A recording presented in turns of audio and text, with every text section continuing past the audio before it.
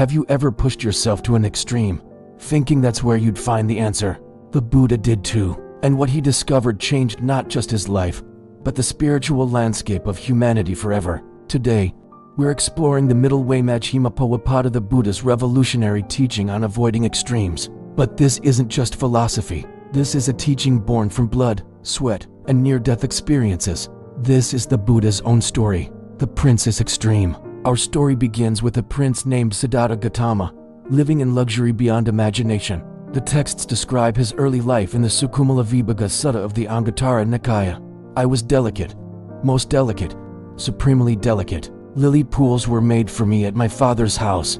I had 3 palaces, one for the winter, one for the summer, and one for the rainy season. In the winter palace, I was entertained by female musicians, and I did not come down from the palace during the 4 months of the rains. This was the first extreme Kamasukala Kanuge indulgence in sensual pleasures. Everything was ranged to shield him from life's harsh realities, every desire fulfilled, every discomfort removed. But as we know, this extreme didn't bring him peace. When he encountered the foresights old age, sickness, death, and a wandering ascetic, everything shattered. The palace became a prison. Luxury became meaningless. So he did what many spiritual seekers do. He swung to the opposite extreme, the ascetic's extreme. At age 29, Siddhartha abandoned his palace and embraced the life of a wandering ascetic.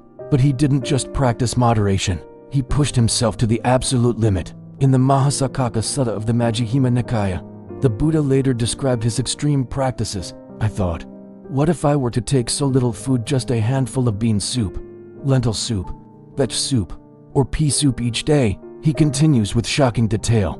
My body became extremely emaciated because of eating so little. My limbs became like the jointed segments of vine stems or bamboo stems. My backside became like a camel's hoof. My spine stood out like a corded rope. My ribs jutted out as gaunt as the crazy rafters of an old roofless barn. The description gets even more vivid. The gleam of my eyes sank down in their sockets, looking like the gleam of water sunk down in a deep well. This was the second extreme Atthakilamathanyuge, self-mortification and severe austerity. For 6 years, Siddhartha practiced these punishing austerities alongside 5 other ascetics. He meditated under the scorching sun. He slept on beds of thorns. He held his breath until he felt like his head would split open. He reduced his food intake to almost nothing. The Pali texts record his realization about breath control. As I did so, there were terrible winds that racked my head, as if a strong man were tightening a tough leather strap around my head. Fierce winds carved up my belly, as if a skilled butcher were carving up an ox's belly with a sharp knife. Yet despite all this suffering, enlightenment remained beyond his reach. The turning point then came, the crucial moment. The Buddha recalled a memory from childhood in the Mahasaccaka Sutta. I recall once, when my father the Sakyan was working, and I was sitting in the cool shade of a rose apple tree, quite secluded from sensual pleasures, secluded from unwholesome states. I entered, and remained in the first jhana. That is the path to enlightenment. This memory was revolutionary. It was a moment of natural joy and concentration, neither indulgent nor punishing, just present, just aware. Then he asked himself the pivotal question: why am I afraid of that pleasure? That has nothing to do with sensual pleasures and unwholesome states. And he answered, I am not afraid of that pleasure. But he realized something practical. I thought, I cannot attain that pleasure with a body so extremely emaciated. What if I ate some solid food, some rice and porridge? When his 5 ascetic companions saw him eating, they were disgusted. They thought he had given up the spiritual path.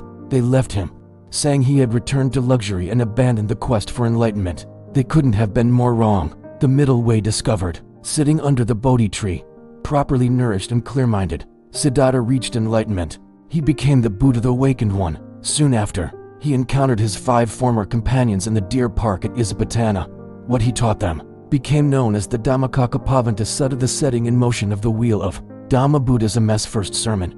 Here's what the Buddha said about the middle way: because these 2 extremes ought not to be practiced by one who has gone forth from the household life. What are the 2? There is devotion to indulgence of pleasure in the objects of sensual desire, which is inferior, low, vulgar, ignoble, and leads to no good. And there is devotion to self-torment, which is painful, ignoble, and leads to no good. Then comes the revolutionary teaching.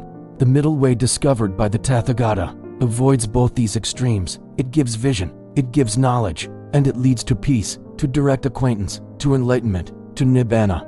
And what is this middle way? The Buddha explained it was the Noble Eightfold Path: right view, right intention, right speech, right action, right livelihood, right effort, right mindfulness, and right concentration. This wasn't just a philosophical position between two extremes. It was a practical path that worked because it was rooted in understanding the true nature of things. Practical wisdom. The beauty of the middle way is that it applies to every aspect of life.